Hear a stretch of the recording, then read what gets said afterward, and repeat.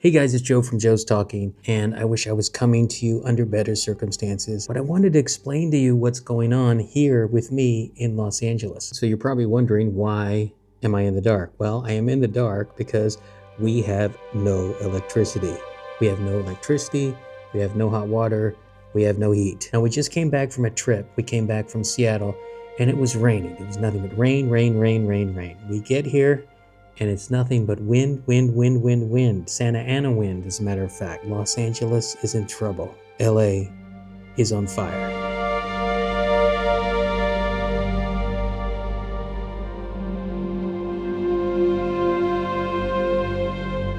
Now, the fires have gotten way out of control. We have fires in Malibu. The entire city of Pacific Palisades is pretty much decimated and gone.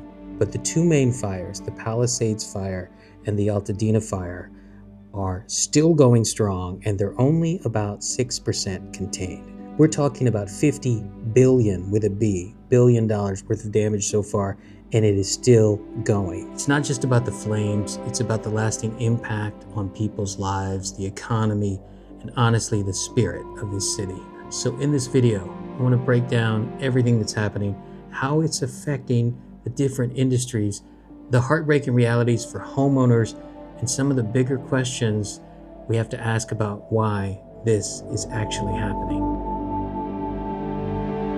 So I want to talk about the entertainment industry, and because that's the industry that I am a part of.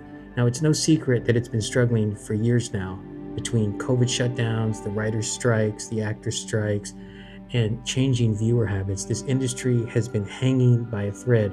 The fires are making it worse. Studios in fire-prone areas having to shut down temporarily or indefinitely. A lot of locations that are normally used for filming are just inaccessible right now. And let's not forget about the people who work behind the scenes, the grips, the makeup artists, the costumers, the designers. If productions can't happen, these people can't work. I was talking to a friend in the industry the other day, and they were saying that it's just a feeling of hopelessness right now. And everyone is saying, what's next? Now let's shift this to homeowners, because this is just heartbreaking. A lot of people think, oh, they have insurance, they'll be fine. But the truth is, most insurance companies do not cover the full cost of rebuilding your house. Construction costs are through the roof right now. Materials are expensive, labor is expensive, and most policies just don't keep up with these rising costs. So you have people who've lost everything, and they're now realizing they can't even rebuild their homes. And it's just not that. Insurance companies are leaving Los Angeles in droves. For the companies that are still here, they're going to hike their premiums like 3 times. So imagine this. You lose your home in a fire, you can't afford to rebuild, and now you're being told that if you want to stay in the area, your insurance premium is going to triple. What do you do in this situation? I just want to take a moment and really acknowledge the human side of this. My heart absolutely breaks for everyone who's lost their homes. I was talking to a friend yesterday who lost everything. And it's not just a loss to the physical house, it's the memories, the photos, the little things that made it their home. And for those people who haven't lost their homes and are living without power or internet right now, it's impossible to work. It's hard to communicate. And you're just kind of stuck in this limbo because you don't know if you're going to get the call any second that you need to evacuate. Now, here's something I've been thinking about. Why is it that so many of these fires are hitting wealthy areas? It feels like every year it's the same thing. Could it be arson?